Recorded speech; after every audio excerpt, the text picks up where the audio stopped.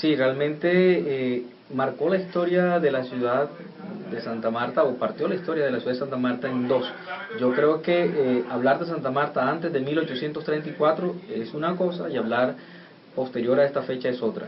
La razón es que en 1834 sucedió quizás el movimiento sísmico más grande que ha tenido en la historia de esta ciudad, que han clasificado como terremoto, el terremoto de 1834. A pesar de que existe poca información al respecto por problemas de conservación de archivos de la ciudad, lo que existe es contundente en torno a este movimiento sísmico. Hay un cronista que llega posterior al terremoto y da unas declaraciones allí interesantes que nos pueden ayudar a nosotros a tener una idea de qué tan intenso fue este movimiento sísmico. Dice este cronista que de 150 casas que existían en Santa Marta se cayeron 100 y las otras 50 quedaron en estado ruinoso, que la gente vivió un estado de zozobra, ¿verdad? Los escombros quedaron allí por muchos años, por más de medio siglo. Quedaron los escombros de las viviendas y la ciudad no se recuperó sino muy lentamente.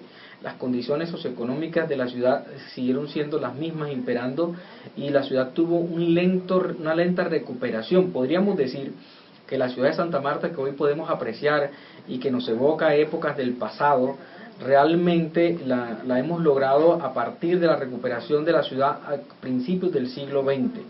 Salvo unas pocas edificaciones que son netamente coloniales y que la tenemos allí afortunadamente, valga decir la Casa de la Aduana, valga decir el claustro San Juan Nepomuceno, la iglesia catedral, que era una de las edificaciones más sólidas para la época del terremoto, y otras cuantas que podríamos decir allí un pequeño puñado de edificaciones. El resto de las edificaciones coloniales desaparecieron.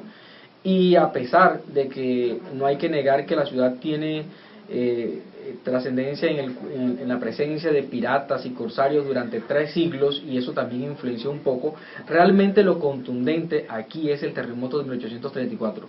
El terremoto devastó la ciudad, acabó la ciudad de Santa Marta tal y como se conocía en ese entonces, y por eso la ciudad que hoy exhibe su traza urbanística es totalmente diferente a la época de la colonia.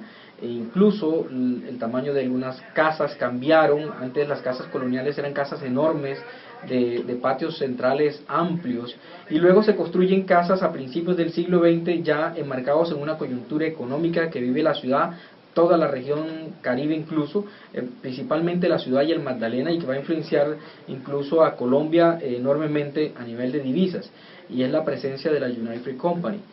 A partir de la presencia de la United Fruit Company se generan una cantidad de recursos económicos, ¿verdad?, que van a hacer posible una recuperación urbanística de la ciudad en otras condiciones diferentes. En las casas que se construyeron para empleados de altos medios, a pesar de que existieron construcciones por fuera del centro histórico, también existieron construcciones dentro del centro histórico que marcaron una diferencia. Y podemos apreciar que en el centro histórico el tipo de arquitectura que impera, estaríamos hablando no de lo colonial, sino de lo que llamamos como republicano. Y en parte es eso, porque es precisamente en esa época de esa recuperación económica, a partir del cultivo del banano, que se recuperan esas viviendas, que se vuelven a construir las casas, ¿verdad?, que desaparecen por fin los escombros. Hay fotografías de 1930 incluso, para la zona de donde está la Casa de la Aduana, donde hay todavía escombros, son apreciables escombros. El historiador Arturo Bermúdez señalaba que esos escombros precisamente estaban allí todavía del año 34.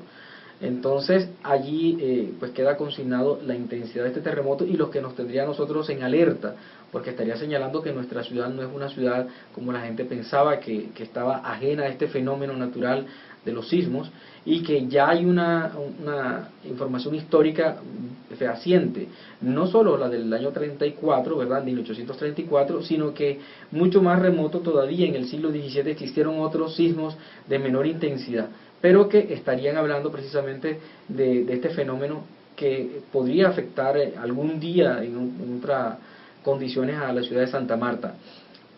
No se ha presentado hasta ahora, en términos históricos, no hay reportes de que haya existido un tsunami.